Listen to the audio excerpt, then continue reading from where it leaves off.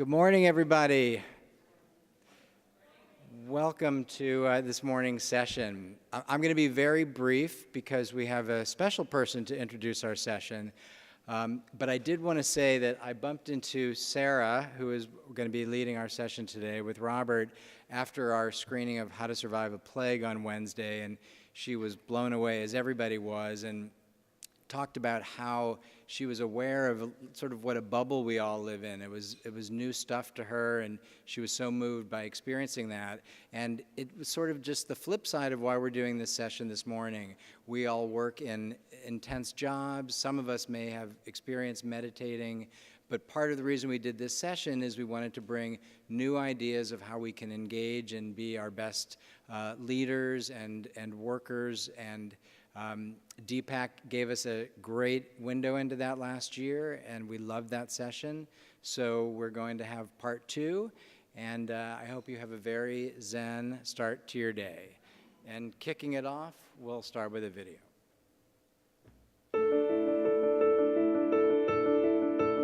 Hi, I'm Deepak Chopra.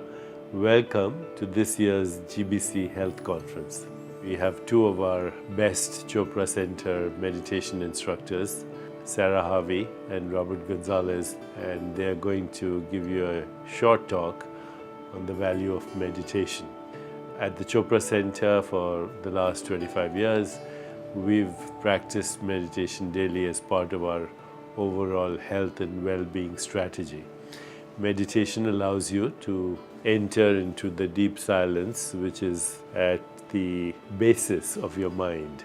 In this deep silence, there is intuition, there is insight, there is creativity, there is imagination, there is inspiration, and there is well-being, because when the mind is quiet, the body is quiet, and when the body is quiet, then it goes into what is called self-repair mechanisms, or what we call homeostasis in medicine. We have corporate programs here for health and well-being at the Chopra Center. We encourage you to look into them. In the meanwhile, enjoy the lecture that you will hear from Sarah Harvey and Robert Gonzalez. Thank you.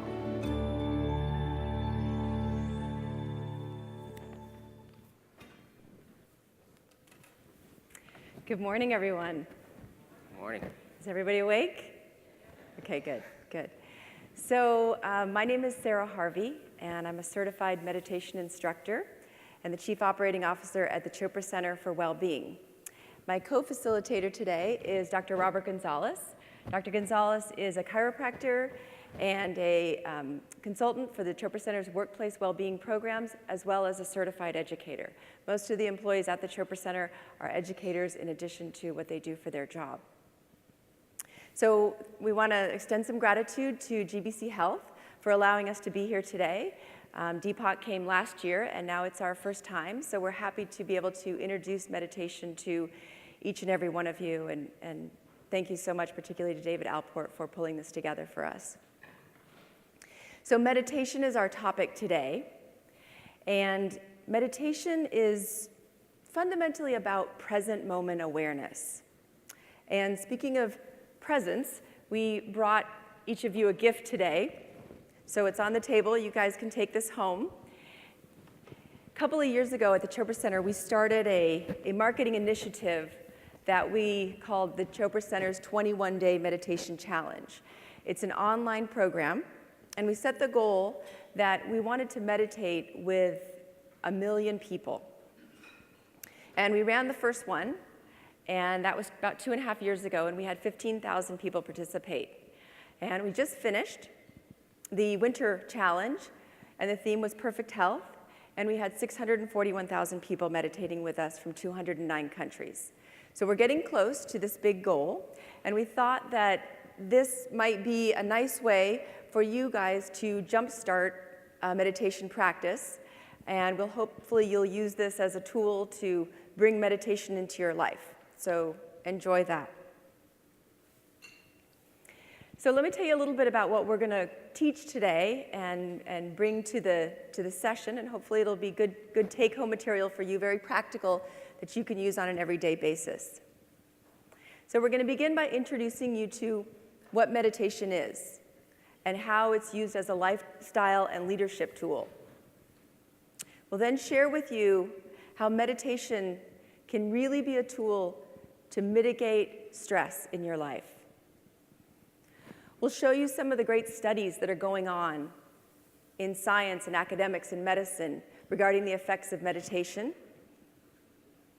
We'll actually practice a couple of meditations during this session. We'll do some breath work, which will help enliven our energy. We'll explore how leaders today, conscious leaders, are using meditation as a tool to be the best that they can be.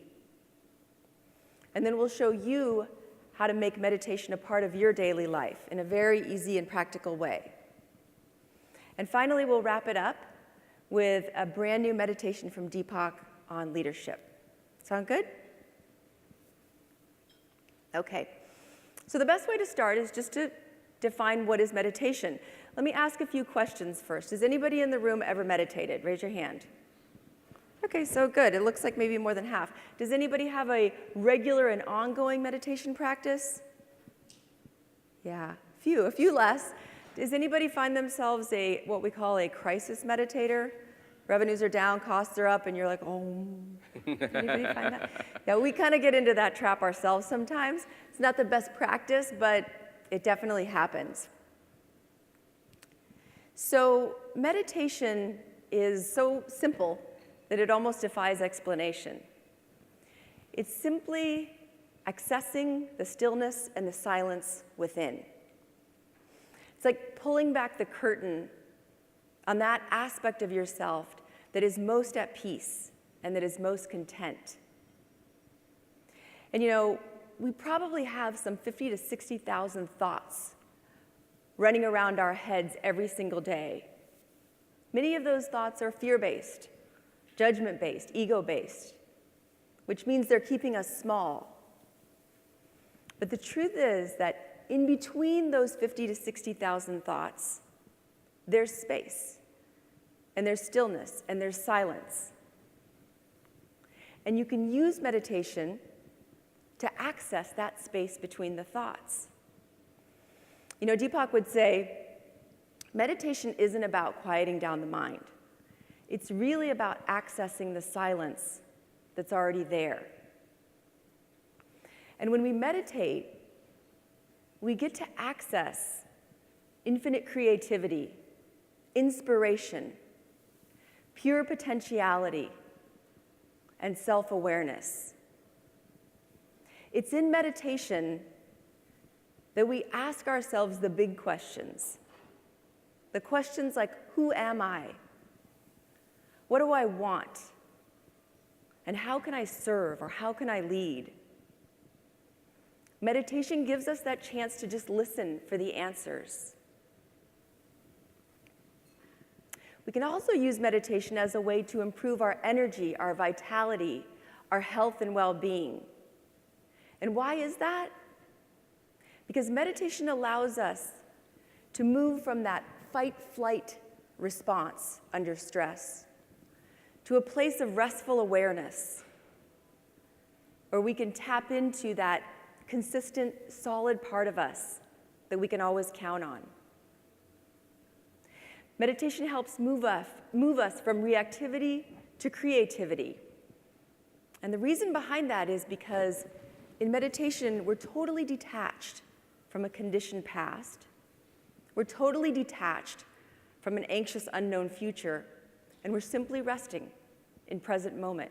And when we're in present moment, we're the best that we can be. So this is an intro to what meditation is. The next question we have to ask is, why should we meditate? And what does stress have to do with it all? How can we use meditation to mitigate stress? And I'm going to let Robert touch base on this topic. Thank you, Sarah. Good morning. So why meditate? It's a really good question. There's many, many reasons for meditation. The benefits are so profound, but in today's modern world, the modern reason for meditation is really one of the same things that's causing a major threat to our overall well-being, and that is stress. So let's look at what the numbers are saying about stress. 75% of adults reported experiencing moderate to high levels of stress, and that number is increasing regularly. We're seeing that in the workplace at a very high level. Even the American Medical Association has stated that as much as 60% or more of all sickness and disease could actually be mitigated by reducing the effects of stress on our body, both physically and mentally. And we see this profound effect on our financial bearing of the corporate well-being. As much as $300 billion is the cost of just work-related stress. People are taking days off just for coping mechanisms right now, more than ever before. And so 75% of healthcare costs directly related to the ability to create a preventative effect of this sickness and disease is really where meditation plays a huge role. Meditation has been shown by science, and we believe, of course with Deepak Chopra, that it is one of the most effective tools to create an instant removal of the attachment to the chaos and moving us into a place of health or homeostasis. So I think that requires a little bit of talk about stress, right? We want to just sort of define that. You know, stress is defined as a response, physically and emotionally, to our environment or to the pressures and to the demands that we have every day. We define stress as not having your needs met, or the perception of not having your needs met. And we're not just talking about the basic survival needs of shelter, or food, or water, or good air, and oxygen. But this also is a response that occurs from the emotional needs, such as appreciation, affection, attention, and acceptance. And when we move into a reactive state of awareness, that separates us from the ability to move into a place of consciousness. And so that leads into what Sarah was talking about, this fight or flight response, right? This is that immediate threat that these needs are not there, that they're under the constant bombardment of separation from a place of stability or health. And when this occurs, whether it is emotionally or physically, we have an innate physiological response that occurs in the body. So you can imagine, right? Fight or flight, 6th grade science, right? If you had an immediate threat right now, your body's going to go through some reactions. The heart rate's going to speed up. Blood pressure is going to increase. Your blood sugar, need for more energy so you can run faster or fight harder. Your hormones completely go into chaotic mode. We have also a decrease effect of digestion, the sexual hormones, decreased immunity. These are the physical responses, and many, many more, to an immediate perception of threat. But this happens not just because of an emergency, but this happens at work. When that atomic email comes in, you know, the one that somebody sent, and you're like, oh my gosh, right? It's the immediate threat. Or watching the news, or at workspace, or demands from our boss and our children and finances, the bills come in. And we're having this physical response that's really not necessary. But as you can see, these are leading to the many causes. We call them the seeds of illness. Because in a prolonged response, a short-term stress response is very healthy for survival. But in a prolonged stress response, elevated heart rate and blood pressure all the time leads to heart disease. Low immune function all the time leads to infectious diseases and cancer. Sleep disorders, sexual dysfunction, all of which are related directly to stress. And the emotional stress response and the effects are equally as harmful. Because when we move from a place of expanded awareness, where we're making decisions based on the better good of all, which is why we're here, right? I've been so inspired this week and to experience the expanded consciousness of GBC and the Global Fund, and to see how it's reaching around the world. As David was saying, I mean, just breaking out of a bubble and seeing all this amazing need for expansion and need for wanting to help more people. But when we're in fight or flight and we have that stressor and it's immediate threat in front of us, we become very closed-minded. Our consciousness, our awareness becomes constricted. And we move into a place of fear, anxiety, anger, which puts us in a place of an ego response. So rather than thinking, how can I help everyone, we go into a survival mode and say, well, it's really about me. And we become very judgmental. We become closed off to other people, to other people's ideas. The irritability increases and anger arises. Our attention span becomes myopic. We're focused on the stress. It's the immediate threat. And when that occurs, we start to think that we need to get everything done, and maybe even multitask or trying to be everything to everybody because it's all about me in that ego space. But inherently, multitasking is also a major cause, recently shown by science, that a major cause of the stress effect, eliciting the stress response. This is why texting and driving doesn't work. Of course, none of you guys do that, right? Or trying to have a conversation and listening to the news, or getting some work done and having a conversation that you're trying to really focus in on, and not ever really having that present time consciousness.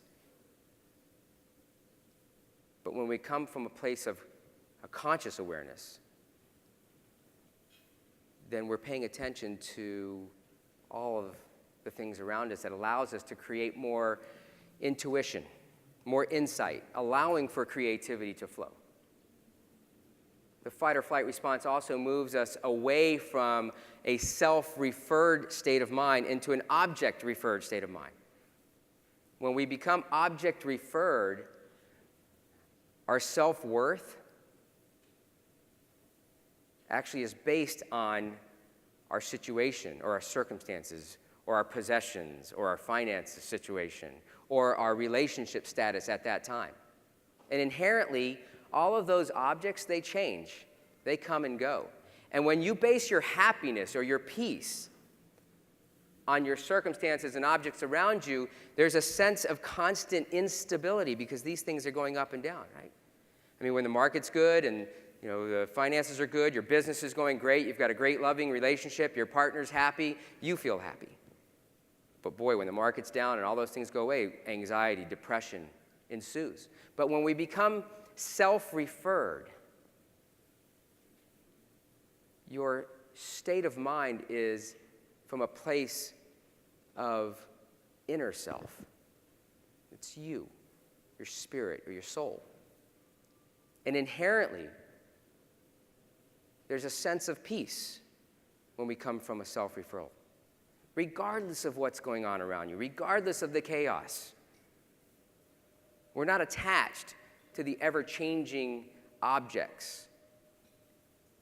And so from there, we move into a place of conscious ability, conscious decision-making. From there, we access the silence. Meditation is the tool to move us into a place that we can appreciate and access empathy, compassion, equanimity, love, and joy, and overall happiness, which is really at the basis of all mankind, our truest desire is happiness. So let's see what science shows us about meditation and how it's so massively effective. An amazing study was done by Massachusetts General Hospital and Harvard University in their School of Mind-Body Medicine. And they've done dozens of studies that have shown and measured on new meditators the biological markers, the physiological markers of decreased blood pressure, decreased heart rate, increased immune function, thinning of the blood, thereby decreasing heart disease and strokes. It also showed that the study participants immediately were experiencing decreased anxiety, decreased depression, a sense of calmness. But more importantly than that, regardless of the experience that occurred during that meditation, they measured and studied the size of the brains of the study participants with MRI, and what they showed was that the amygdala, which is the inside part of your brain, that's the part of the brain, it's a primitive part that actually elicits the stress response, that the amygdala actually shrunk, and the hippocampus, where the part of the brain where we have memory and love and creativity, actually increased in size in as little as 8 weeks of meditating twice a day for 30 minutes. That's amazing. Another great study was done by the University of California, Davis, where they actually studied the telomeres. Telomeres are the very ends of the chromosomes. And we found that at the actual length of the telomeres and the quality of the telomeres, at the ends of your chromosomes, these little things hanging out there, that actually is a sign of aging. And through meditation, through a prolonged practice, that the active enzyme telomerase is actually increased, thereby increasing the length of the telomeres. So now meditation is an anti-aging.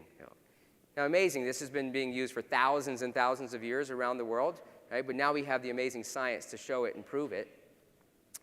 And finally, I want to share another study. There's actually thousands of studies online that you can look up. At the University of California, San Francisco, along with the University of San Diego, and in conjunction with the Chopra Center for Wellbeing in Carlsbad, California, we've actually conducted a study on short-term effects, a 1-week-long effect, and they're currently actually putting the study together with the outcomes on just a 7-day effect of meditation on our overall physiological and emotional well-being. So enough about science, right? I mean, if that's not enough to want to meditate, right, I think that's probably good enough. Let's shrink our amygdala today. You guys want to do that, right? But so what we'd like to do is let's move into an actual practice. Let's try this out. Let's have an experience of mindfulness that Sarah's going to lead us through. Thank you. So part of learning about meditation is information and education, and another part is practice. So I think it's important this morning that we all experience a couple different types of meditation. So is everybody open to doing a little meditation this morning? Yeah? Okay. So we're going to practice what we call a mindfulness meditation. And a mindfulness meditation is about present moment awareness. And you put your attention on your breath. Very simple. You just focus on the inhale and the exhale. There's no need to force it or control it. You just simply observe your breath. Now, there's fundamentally 3 things that can happen during meditation. One is you can have thoughts, sensations, noises in the environment. That's one. And it's a guarantee that you're going to have thoughts. Everybody does. It's not a good reason not to meditate because you have thoughts. So you can expect that. When you have a thought, you simply release it, don't attach to it, and go back to your attention on your breath. Second, you may fall asleep during meditation, which is also perfectly fine. In fact, sometimes the sleep that you get in meditation is very, very deep, restful, rejuvenative sleep. So it's not a bad thing. If you find that every time you meditate you're falling asleep, you may need to get a little bit more sleep. Kind of basic. So thoughts, sleep, and silence. You may find that your thoughts have drifted away. There's no noises or sensations in the environment. And you're accessing silence. And that's meditation. So any of those things can happen throughout the meditation. The important thing is to not judge it, not attach to it, and just be in present moment. So let's all start. So you can push back if you want from the table. You can rest your palms up, or you can rest them flat on your lap. Good idea to have them open. So everybody now, close your eyes. We close our eyes to kind of detach from the external environment. Makes it a little bit easier to go inward. Notice any tension that you might be holding. Maybe your jaw's clenched. Maybe your back muscles are really tight. See if you can release them. This meditation is about being comfortable. If you need to move a little bit, go ahead and do that. Now begin to put your attention on your breath. Just notice the inhale. Notice the exhale.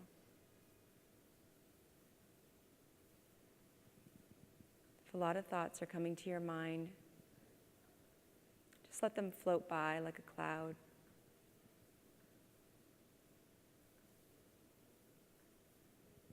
We'll meditate for about the next 1 to 2 minutes. I'll watch the time. And I'll bring you out of the meditation with a soft chime. When you hear the chime, continue with your eyes closed, and I'll bring you out. So enjoy.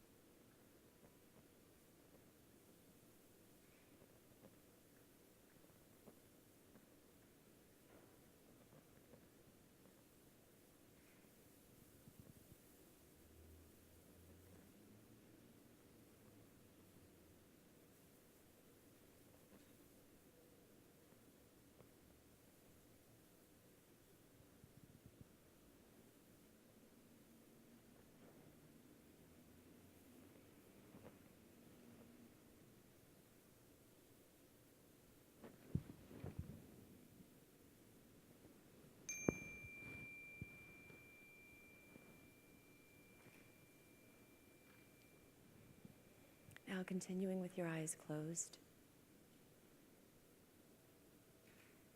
You can rest for just a minute in the quiet that we've created.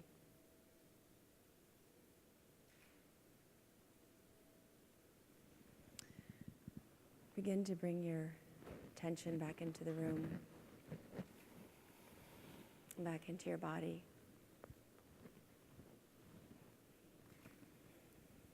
And when it's comfortable, open your eyes.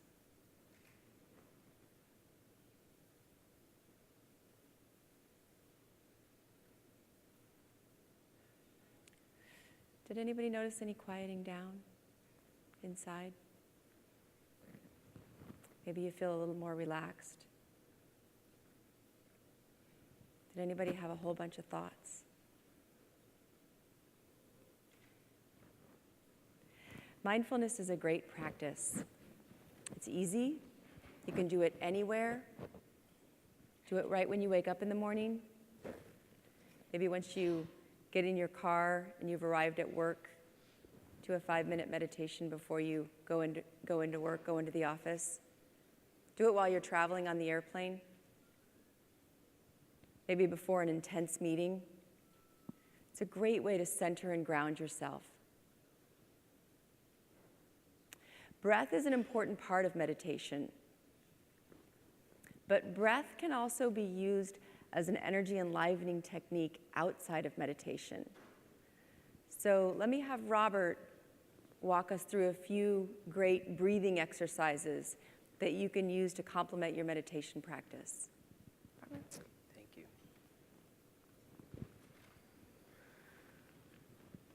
So the breath is a very powerful tool. You know, the word for breath in Sanskrit is prana. You probably maybe heard that before, which means energy. It's the life energy. It's the life energy that really, keeps us moving every single day. It's amazing how we don't have to think about it, thank God, right? Can you imagine one more thing to think about on our plate right now is breathing, right? It's happening automatically, so take some gratitude in that. It's really amazing. What's also really important about the breath is that it connects us with everything in our environment. Everybody take a deep breath in really quick. Let it all the way out. One more, deep breath in. All the way out. Nice. So what you're doing there is, we're actually interchanging with our environment. You're breathing in oxygen and all of the needs for the energy of our body, and it's transferring into our bloodstream in just a matter of moments. But you're also exhaling and getting rid of toxins. This is very important to let go of emotions as well as the chemical toxins that we store in our body. So, of course, you guys just exchanged, we call it the organ donor program, right? Because you're getting rid of old liver cells and you're breathing in old eyeball cells and stuff like that, right? But that's how it works. We're all connected. And so through the breath, when we apply a consciousness to the breath, because most of us use about 10 to 20% of our lung capacity in normal breathing throughout the day. But when we bring the breath in a practice, we can actually increase our energy, and, of course, decrease that stress, right? Which none of you guys have. It's everybody else outside of the room, of course. Right?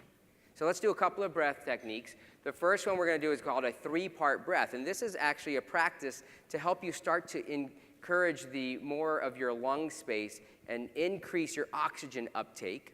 That's going to, of course, increase your energy. And then we're also going to do what's called a cooling breath. And a cooling breath is really good for when you feel irritable or you have a lot of chaos or you're about to go into something like you missed Sarah and I doing the breath over here before we came up on stage, right? So let's do the 3-part breath. And the 3-part breath is where we're actually going to take the breath and we're going to move it into our belly and then move up into the rib cage. You'll feel your rib cage expand and then all the way up into the upper chest, up into your shoulders. So you're going to feel your entire body move, and this is a good abdomen tightening exercise as well, ladies, right? So then you're going to exhale and you're going to release all your air, right? So it's going to look like this.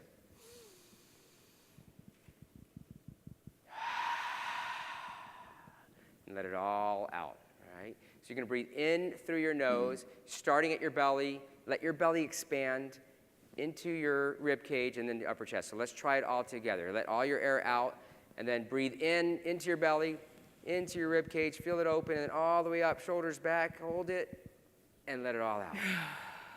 Good. Let's do that 2 or 3 times again.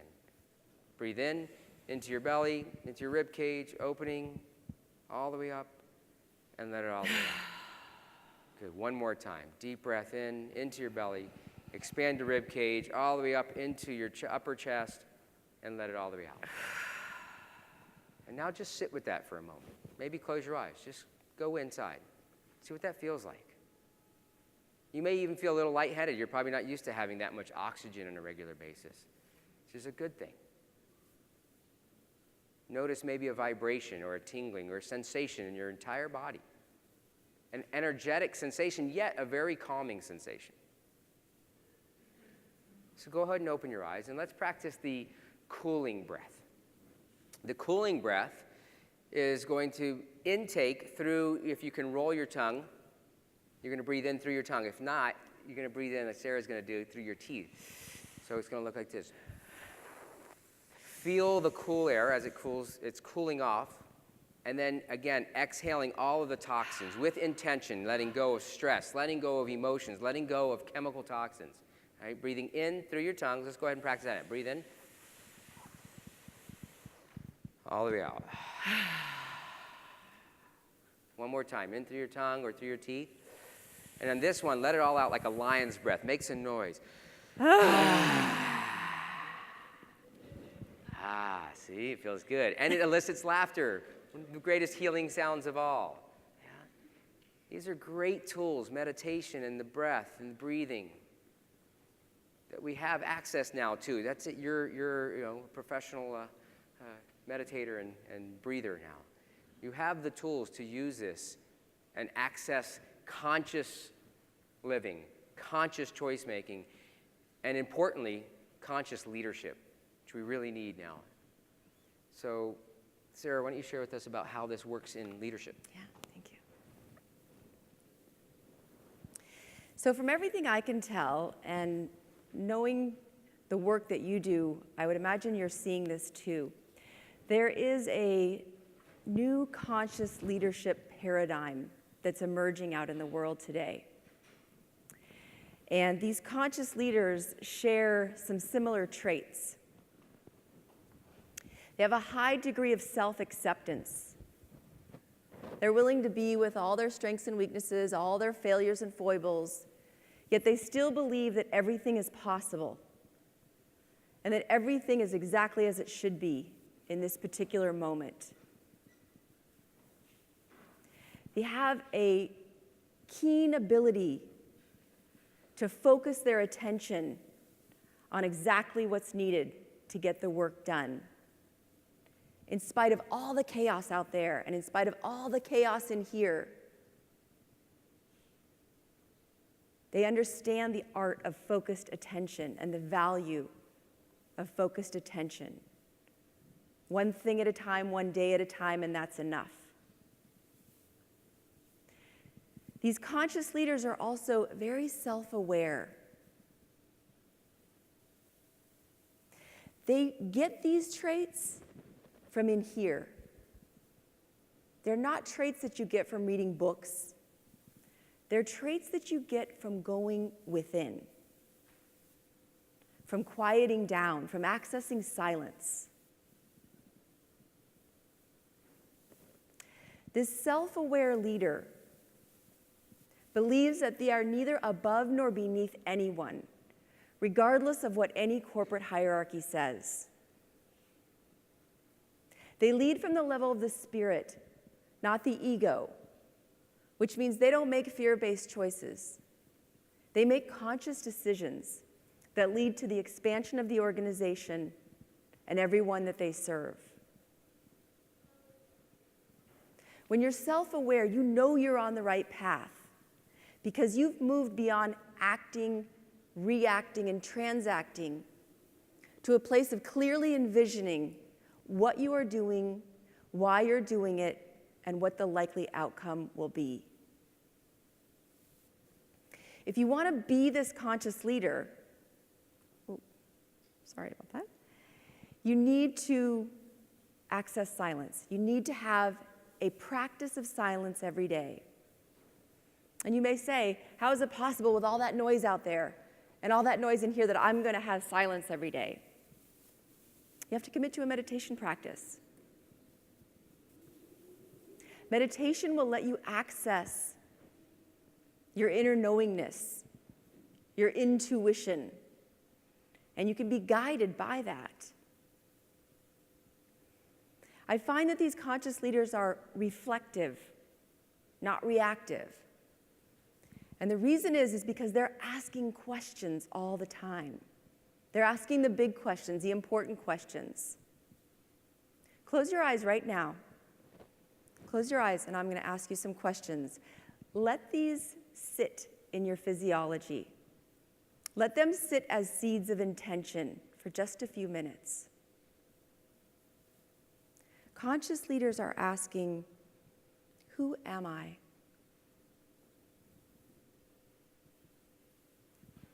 What do I want? What do I want for my organization, for the world.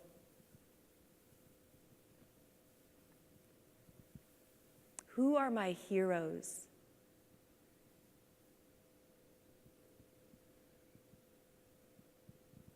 What are my unique talents and gifts? And how can I use those to serve the world?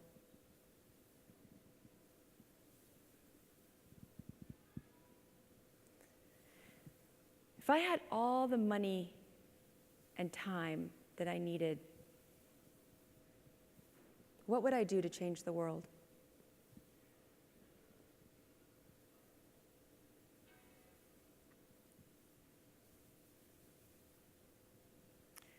When it's comfortable, open your eyes.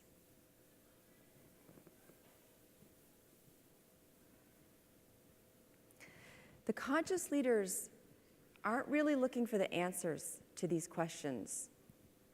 They're actually living the question.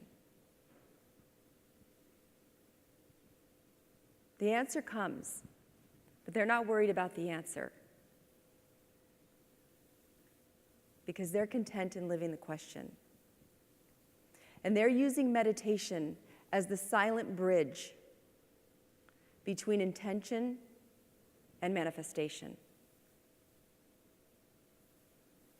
I have a feeling, having been here for 2 days now, that a lot of you are those conscious leaders.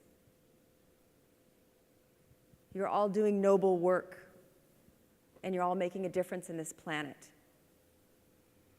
And what we really wanted to bring today was another tool for you to put in your toolbox that you can use whenever you want to express a high degree of consciousness and be the best leader that you can possibly be. So now we get back to the practical question of, great, this is great, but how do I do this? How do I put this in place in my life? I'm so busy, I have so much going on, I can't imagine adding another thing to my life. So let us tell you a little bit about how to make this easy and practical. Because if you can commit to the practice, there's a multitude of benefits for you. Robert? Thank you. So to make a personal practice of meditation, let's handle a couple of objections that I'm sure some of you already have, right? And many people have. The number one reason that people never start meditating, I already heard it in lines yesterday, people saying, oh, I can't meditate, or I've tried it and they stopped. The number one reason, thoughts.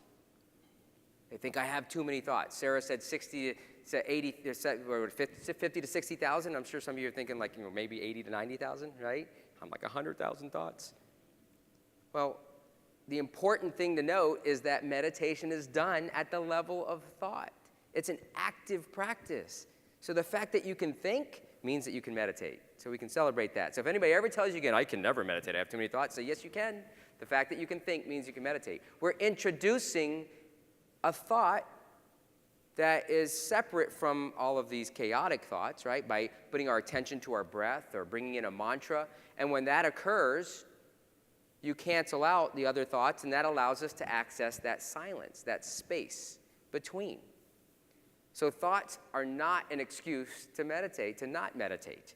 You're going to have thoughts, as many of you did during our little 2-minute meditation, as I did. And then as soon as you recognize yourself having a thought or having a sensation in the body or hearing the door open or listening, and then all of a sudden your mind starts going, why are they opening the door and what's going on over there? Instantly recognize, oh, my attention's on a thought now, and just bring it back to the breath. That's the dance of meditation. It's back and forth, recognizing the attention. And as Deepak will tell you, the practice of meditation, this isn't about practice making perfect, right? This is about practice making permanent or improvement. And so the practice of meditation allows you to develop the skill to access that silence. And so there is a skill. So it's required to, it's not a one-time thing or the crisis meditator. It's actually a practice that you want to commit to, like you need to commit to. And it starts with you. When you make that commitment, that's why 21 days, we all know that 21 days, if you do anything for 21 days, it creates a habit, yes? That's why we do the 21-day meditation challenge. So find yourself a comfortable place that you can meditate. It can be your favorite chair in your house, or you can, find a favorite pillow. I love watching Deepak, meditate because it's just comfortable. It's just sitting back, right? Sitting upright. You don't want to lay down. You don't have to do any, I can't do that lotus thing. I need to do more yoga, right? Have an intention. Maybe bring a picture in of a loved one or a vacation or a global outcome that you desire. And you can bring that intention into your practice, but have no expectations. Meditation is about surrendering. We're not used to doing. We're constantly doing. And the best form of human is being, right? It's a human being, and just be. Let it go. The experience may be sleep. That's okay. You may have thoughts. You may experience silence. Regardless of the experience, you're gaining the benefits of decreased stress. All of those things we've already shared. And science has shown that twice a day, 30 minutes a day. Now you might be thinking, oh my gosh, that's the number 2 reason people don't meditate. I don't have time to meditate. Are you kidding me? Our best thought leaders, our top world financial leaders have meditation practices and have been using them for 20, 30 years and never missed a single day of meditation. Matter of fact, some of people that you know very well, John Tedstrom, the previous CEO of the GBC, is actually a primordial sound meditation instructor at the Chopra Center. And Mr. Ray Chambers, I went up to him yesterday. I know that he practices meditation, and I asked him, I says, can I mention you? And he says, well, absolutely. He says, how do you think I get all this done? I actually just finished a half-hour meditation up in my room before my presentation. He practices that from a leadership standpoint. And when we come to a place of consciousness, when we bring our awareness to present time, rather than being on that autopilot, you know what I mean, where you actually drove home and you have no idea how you got there, or you just did 2 hours of work on your computer and you have no idea what you really just did, right? Where we're on autopilot or trying to multitask. But when we have present time consciousness, you'll get a lot more done in a lot less time and have more time in your day. And isn't it worth it? You're worth it. An hour a day, 30 minutes in the morning, 30 minutes in the evening. So here's how you'll never miss a morning meditation. Scientifically proven by the Chopra Center and practiced by thousands of people around the world, hundreds of thousands. It's called RPM. RPM stands for Rise, Pee, and Meditate. Wake up, empty your bladder, and go into your chair and sit comfortably and start your meditation. You'll never miss a meditation every single morning. Set your alarm clock 30 minutes earlier. You'll be surprised at how amazing you feel. And to start your day with 3 easy questions of who am I, what do I want, and how can I serve, and bring intention into your day, it's such a beautiful practice. You have the tool. So how do you bring this into a corporate setting? Well, it obviously starts with you, right? Leader of one, leader of many. If you can't lead one, you can't lead any. So by starting with you, you are being the change. And people will see that change. They'll recognize that in you. But we have some ideas, and we share this with our corporate partners that we've taught around the country on teaching these conscious tools for work-life balance. Dedicate a space at work. Bring a room in where you maybe have the ability for employees to just step into and take some silence. Teach them the practice. Program a chime. We have some companies that program chimes in the telephone system or even through the loudspeakers. Or how about an email that's timed? An email that goes out to the entire organization that says, take 2 minutes right now, sit in silence, and take some breaths. How amazing would that be? Imagine the conscious collectiveness that occurs with that. Hold a guided meditation. Open to everyone. You now have the tool. You can be that person. Say, hey, let's just sit in silence together. Dedicate 2 minutes before a meeting. I love this. We do this at the Chopra Center. I've done this with organizations. By starting every meeting in silence, all the egos and everybody's intention for that meeting, that they wanted to share their opinions, just instantly disappear, and there's a cohesiveness that starts the meeting. It's really brilliant. Practice breathing throughout the day, multiple times of the day. I teach people, just take a sticky note and put the word breathe on it. Put it on your rearview mirror, put it on your screen. Or host a 21-day meditation challenge. We're going to help you do that. Right? We've actually are currently in development of the very first ever corporate or workplace well-being meditation series of 21 meditations, all recorded by Deepak Chopra himself. It's his voice. These are designed to motivate, to increase creativity, to access intuition. It's going to be an amazing tool. It's coming soon. It'll be in fall of 2013. And you'll be able to bring that into your workplace and host a 21-day challenge and measure the results. So we're going to experience that today. This is a very special, I think maybe 3 people have heard this recording, probably the guy who recorded it and Sarah and I. The first recording of this 21-day series with Deepak Chopra. So we're going to do a 5-minute meditation right now as we close out this session, right?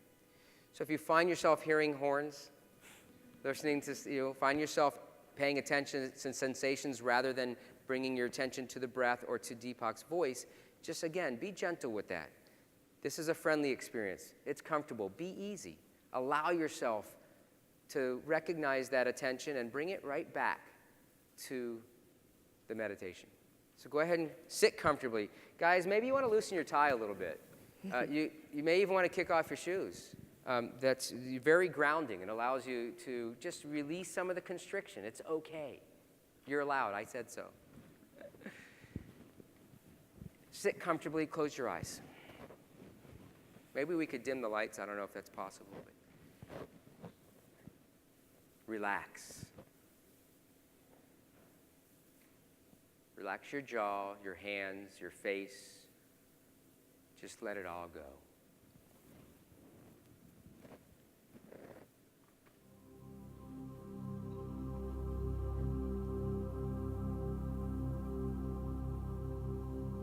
Great leaders are those who can respond to their own needs and the needs of others from the highest moral compass, with vision, creativity, and a sense of unity.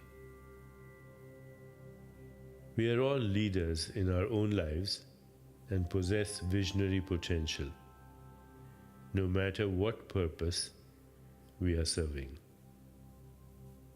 By exploring who you are at a deeper level than your everyday thoughts, you create the space for your highest vision to emerge. To create a successful vision, it is essential to be as aware as possible. One of the best ways to expand your awareness and connect with your inner guide is through meditation. As we prepare for meditation, let's contemplate this empowering thought. With awareness, my vision unfolds. With awareness, my vision unfolds. Please find a comfortable position. Place your hands gently in your lap and close your eyes. Observe the inflow and outflow of your breath.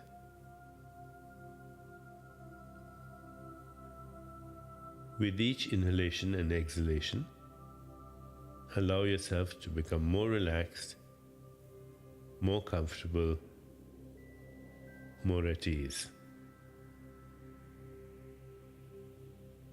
Now, introduce the empowering thought, repeating it mentally. With awareness, my vision unfolds. With awareness, my vision unfolds. Continue with your meditation. I'll mind the time, and at the end, you'll hear me ring a soft bell. With awareness, my vision unfolds. With awareness, my vision unfolds. Now, on your own, just mentally. With awareness, my vision unfolds.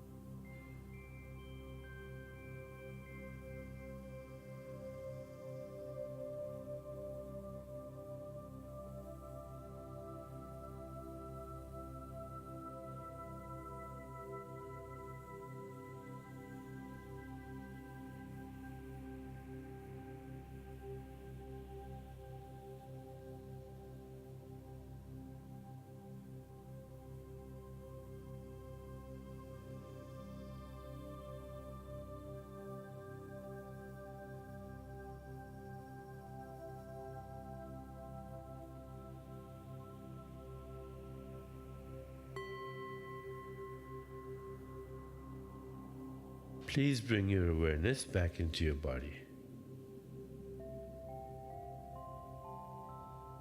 When you feel ready, gently open your eyes.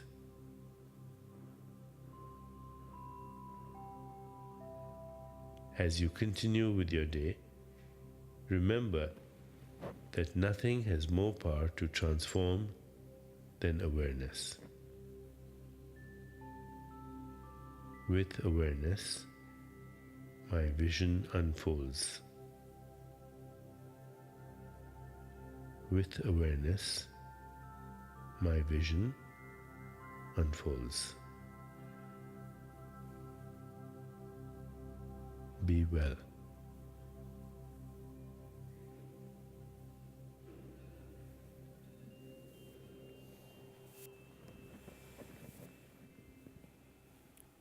Nice?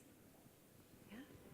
So imagine bringing in that level of consciousness to your work, to the workplace, to your family, to your associates. So Robert and I are really grateful for having spent the last hour with you, and I hope you found value and can see the value of bringing meditation into your life. So thank you so much, and thank you again to David and GBC, and we're really so honored to be here. Thank you. Thank you.